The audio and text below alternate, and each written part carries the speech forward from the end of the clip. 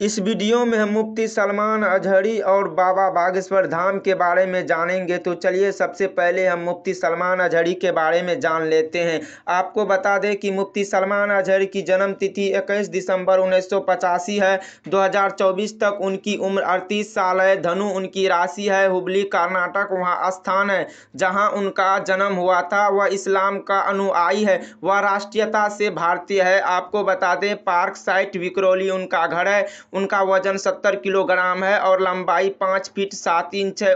उल खैर अजहरी उनकी मां का नाम है और मौलाना अब्दुल कयूम अजहरी उनके पिता है। मुफ्ती सलमान अजहरी ने मंजर ए इस्लाम मस्जिद में अरबी और इस्लामी अध्ययन का अध्ययन किया है, जहां उन्होंने अपनी प्रारंभिक और माध्यमिक शिक्षा भी हासिल की। बता दें कि उन्होंने अपनी हाई स्कूल की शिक्षा बरेली के इस्लामिया इंटर कॉलेज से पूरी की। इसके बाद वह 2001 में मिस्र के काहिरा में अल अजहर विश्वविद्यालय में इस्लामिक दावा में स्नातक की डिग्री प्राप्त करने के लिए शामिल हुए।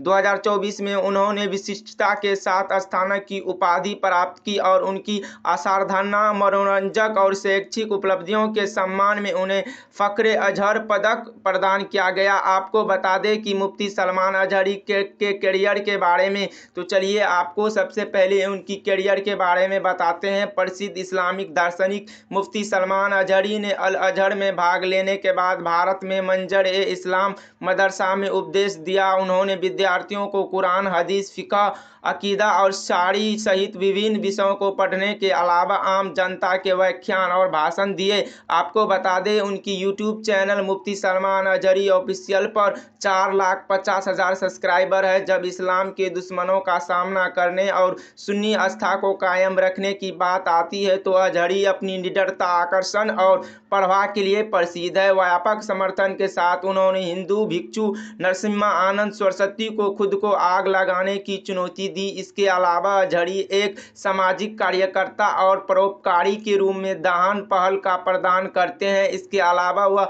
कई पहलों और अभियानों में भाग लेते हैं जो घरेलू और अंतर्राष्ट्रीय स्तर पर मुसलमानों और अन्य हाशिए पर रहने वाले समूहों की स्वतंत्रता और मूल्य की रक्षा करते हैं। अब बात कर लेते हैं बाबा बागेश्वर धाम के बारे में। उनका जन्म 4 जुलाई 1996 को छतरपुर जिले के गाढ़ा गांव में एक गर्ग में हुआ था। धीरेन्द्र कृष्ण शास्त्री गर्ग का बचपन उनके ही गांव में बीता है। वह एक गरीब परिवार से ताल्लुक़ रखते हैं। उन्होंने अपनी प्रारंभिक शिक्षा गांव के ही सरकारी स्कूल से प्राप्त की। अपने बचपन में आसपास के गांव में वे दान मांगकर रामचरितमानस और सत्यनारायण कथा सुनाकर जीवक पूजन करते थे। वर्तमान में वह अविवाहित है परंतु शीघ्र ही विवाह करने का विचार कर रहे हैं। उन्होंने यह भी बताया कि जया किशोरी उनकी बहन है तथा उनके और जया किशोरी के विवाह की खबर अफवाह मात्र है। आपको बता दें कि धीरेन्द्र कृष्ण शास्त्री का जन्म और पालन पोषण एक हिंदू गर्ग ब्राह्मण परिवार में हुआ, जहां उनके पिता एक पुजारी के रूप में काम करते थे। कथित तौर पर धीरेन्द्र शास्त्री जी को भगवान हनुमान ने बागेश्वर धाम सरकार के पीठाधीश्वर बनाने और समाज सेवा के लिए काम करने का निर्देश दिया था। उनके अनुसार न ही वो किसी देवता के अवतार में है, न ही वो कोई तांत्रिक है, मात्र एक साधारण मानव है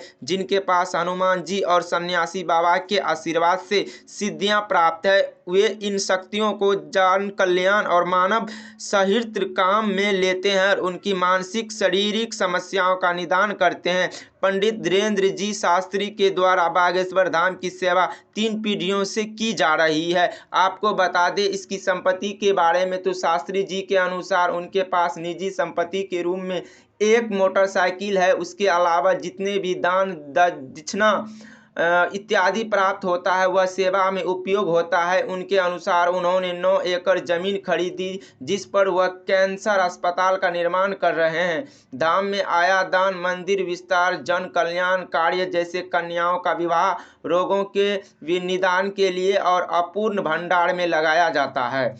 आप चलिए बता दें, धीरेन्द्र कृष्ण शास्त्री पीठाधीश्वर और बागेश्वर धाम सरकार के प्रमुख है, जो मध्य प्रदेश के छतरपुर जिला के गढ़ा गांव में भगवान हनुमान को समर्पित एक हिंदू तीर्थ स्थल है। धाम में शास्त्री जी एक दिव्य दरबार का आयोजन करते हैं, जहां ऐसा माना जाता है कि वह अपनी वैद्य शक्तियों से लोगों की सभी शारीरिक, मानसिक, आर्थिक और सामाजिक पीड़ाओं को ठीक करते हैं, जो उन्हें दादा गुरु जी से मिली थी। लल्लन टॉप के साथ एक साक्षात्कार में शास्त्री जी ने बताया कि वह अपने दादाजी के बाद धाम के प्रमुख के रूप में सेवा करने वाली तीसरी पीढ़ी है। आपको बता दें कि अध्याय जीवन इनके बारे में शास्त्री जी जगद्गुरु रामचंद्र भारत के भविष्य है।